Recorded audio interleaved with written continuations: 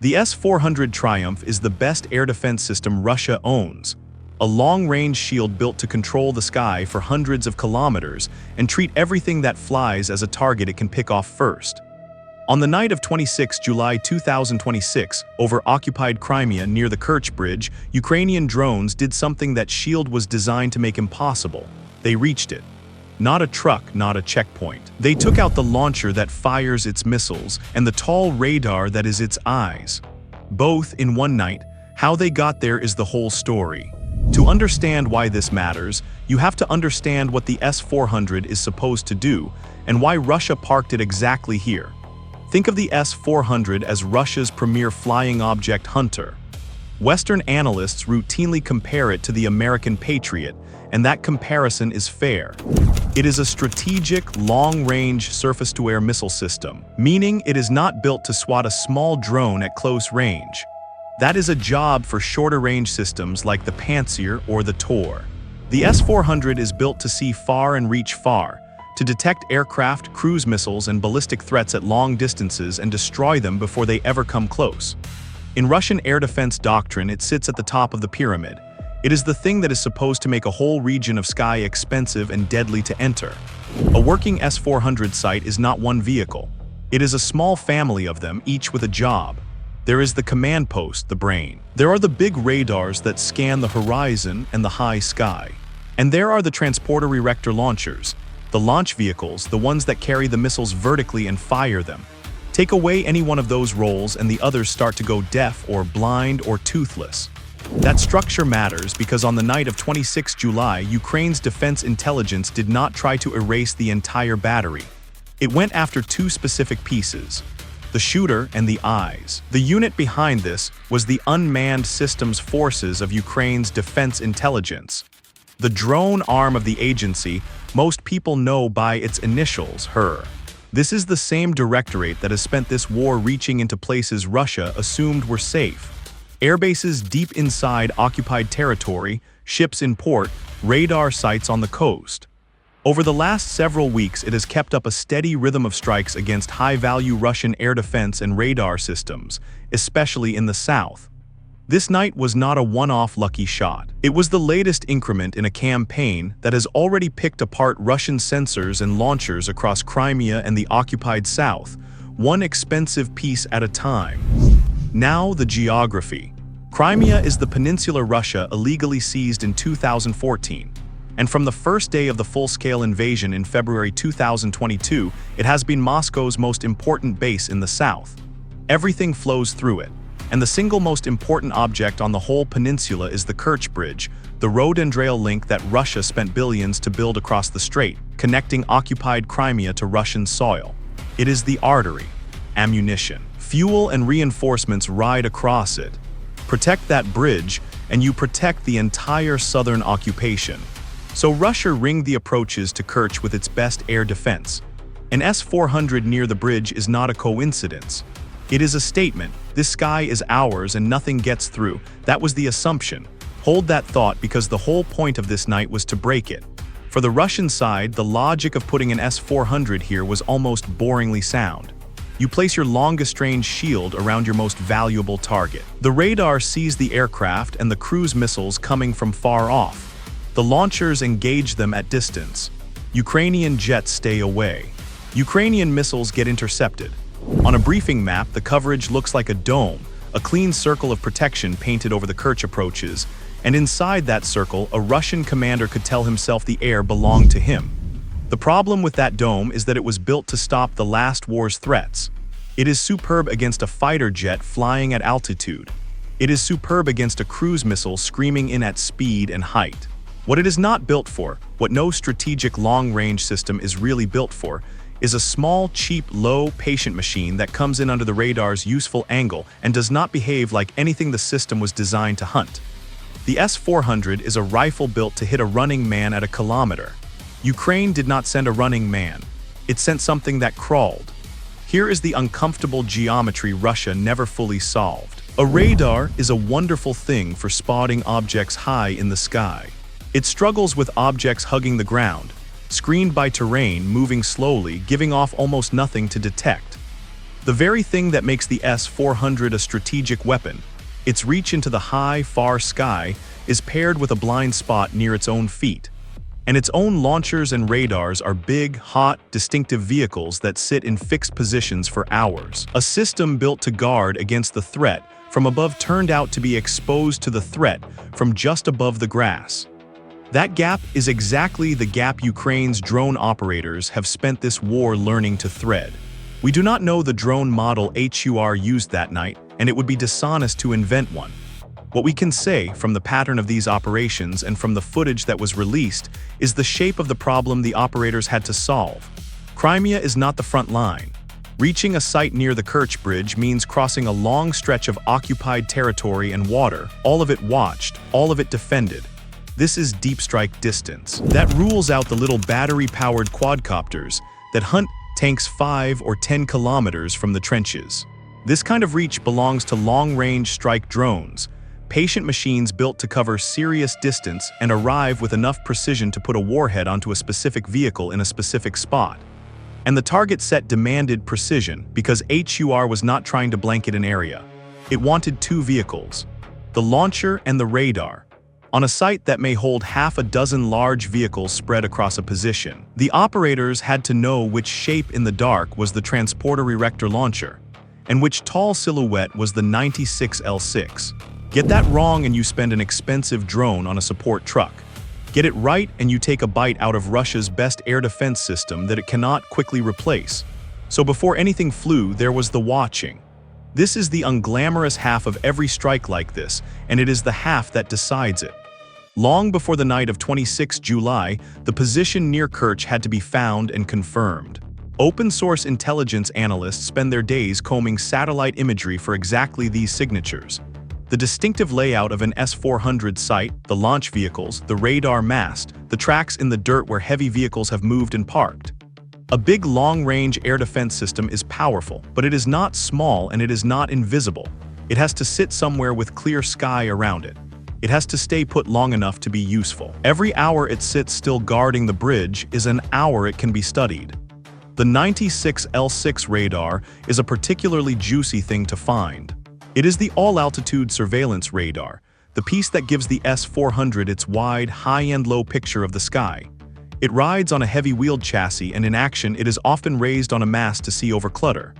That height is its virtue and its curse. It sees more.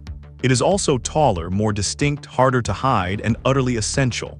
Blind the 96 L6 and the launchers around it lose the far-seeing eyes that make them worth anything. A launcher with no radar picture is a very expensive box of missiles that cannot be aimed.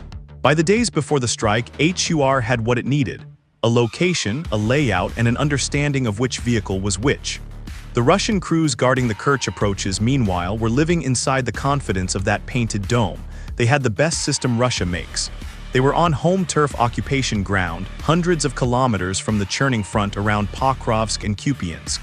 The war, to them, was a thing that happened somewhere else, and arrived only as air raid alerts and the distant work of the shorter-range systems.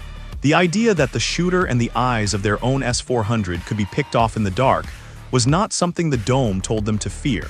That confidence is the first thing that failed on the night of 26 July. Reconstruct the approach, and you get a picture that looks nothing like the aerial battle the S-400 was built to win. No formation of jets. No salvo of cruise missiles lighting up the radar screens from 100 kilometers out. Instead, small machines, low and quiet, crossing occupied ground toward a set of coordinates near the bridge, guided toward 2 specific vehicles in a defended position. Everything about the strategic system was pointed at the high, far threat. The threat came in under all of it. Picture the final minutes from the operator's side. Somewhere far from the target, a pilot is flying by the drone's own camera feed, watching a dark landscape resolve into a recognizable sight. This is the moment 18 months of this kind of warfare has been building toward, the ability to reach out across occupied Crimea and set a crosshair not on a generic building, but on the exact vehicle that matters. The launch vehicle, the one with the missiles. The one the whole dome depends on to actually shoot, and here is the part worth slowing down for. The S-400 is designed to destroy incoming threats. That is its entire reason to exist. But a strategic long-range system engaging a small, low, slow drone right on top of its own position, is a mismatch it was never meant to fight. Its long reach is useless at point-blank range against a target that small. Its own shorter-range escorts, if they were alert, if they were pointed the right way, if they saw it coming, would have to be the ones to save it. On the night of 26 July near Kerch, whatever protection was supposed to cover that site did not stop what was coming. The launcher went first in the way these things always go, no drama, then all of it at once. On the released footage, the transporter-erector-launcher fills the frame, and then the frame becomes fire. A transporter-erector-launcher is not just a truck. It is a truck carrying vertical tubes of solid fuel missiles, each one a long-range interceptor worth a fortune. Put a warhead into that and you do not simply disable a vehicle. You cook off what it carries. The launcher that was supposed to command the sky over the Kerch approaches became a column of flame on the ground it was meant to protect. That is the shooter gone. Now the eyes. The 96 L6 surveillance radar was the second target, and losing it is arguably the deeper wound. A launcher can in theory be replaced from Russia's stocks and driven back across the very bridge this system was guarding. The radar is the harder thing. It is complex, it is expensive, and Russia does not have an endless supply of them. Take out the 96 L6 and you do not just remove one vehicle from one site. You remove the wide, all-altitude picture that let this S-400 do its job at all. The footage HUR released showed both pieces struck, the launcher and the radar. The shooter and the eyes in the same night at the same site, near the same bridge Russia built the whole dome to protect. Russia did not confirm the losses. It rarely does. There was no Russian statement acknowledging that the launcher and the radar of an S-400 near Kerch had been destroyed, and there is no reason to expect one.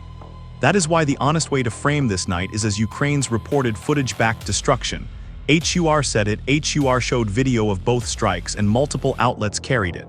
What Russia offers instead of confirmation is silence, and in the days after, the quiet work of trying to plug a hole in its own sky that it would prefer no one noticed. Step back and count what that hole actually is. Start with money because the money is staggering and it is the easiest way to feel the scale.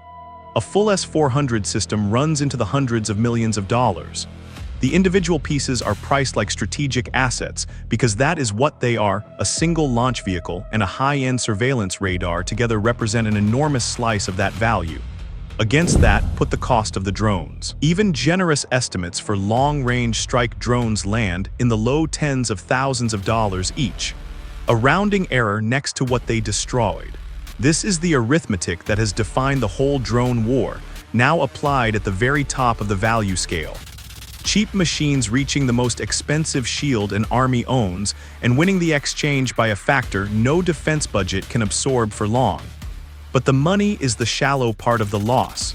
The deeper part is coverage. Every S-400 near the Kerch Bridge is a piece of a larger picture Russia has stitched together over occupied Crimea.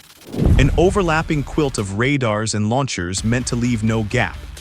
Cut one launcher and one surveillance radar out of that quilt and you open a seam. For as long as it takes Russia to move a replacement into place, calibrate it, and integrate it back into the network, the sky over that patch of the Kerch approaches is thinner than it was. Not undefended, Russia has other systems, and it will shuffle them to cover the gap, but thinner. And thinner is exactly what Ukraine wants over the single most strategic object in the occupied south. There is a second-order effect too, and it is the one that costs Russia the most sleep. The mere fact that HUR reached this site changes how every other S-400 site in Crimea has to behave. If the best long-range system you own can have its launcher and its radar picked off in the dark near your most protected bridge, then no position feels safe. Crews have to move more often. Sites have to be screened more heavily by shorter-range systems that are then not available elsewhere.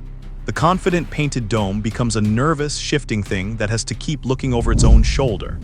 That is a tax Russia now pays across the entire peninsula every night. Because of one night near Kerch. Remember the assumption we started with, that an S-400 by the bridge was a statement, this sky is ours. The statement did not survive contact.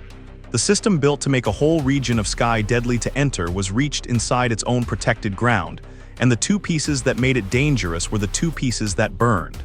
It is worth being precise about what this was and what it was not. because precision is the whole difference between a documentary and a boast. Ukraine did not wipe out the entire S-400 battery. It did not shoot down an aircraft that night, and it did not intercept incoming missiles. What HUR did and showed was take out the launcher and the radar of an S-400 in occupied Crimea near the Kerch Bridge on the night of 26 July 2026. That is a narrower claim than destroyed the S-400, and it is also in its way a scarier one, because it means Ukraine can choose. It can look at Russia's most capable system, decide which two vehicles are the ones that matter, cross a peninsula full of defenses and hit exactly those two. That is not luck. That is a targeting doctrine. This is why the strike belongs in a series, not on its own. Over recent weeks, Ukraine's deep strike drone units have gone after Russian air defense and radars again and again across the occupied south, not to win a single dramatic night, but to grind down the network that lets Russia hold Crimea comfortably. There have been several strikes on S-400 assets across this war, in different places and at different times, and it would be wrong to fold them all into this one. This is the 26 July one near Kerch, but it is a chapter and the book is about method. Find the expensive thing, learn which piece of it is essential, reach it, remove that piece, and make Russia pay to rebuild what a drone erased. Consider what that does to the bridge itself. The Kerch Bridge is the reason the S-400 was there. It is the thing the dome was built to protect. Thin the air defense around it, even for a while, even in one seam, and the calculus over the whole straight shifts.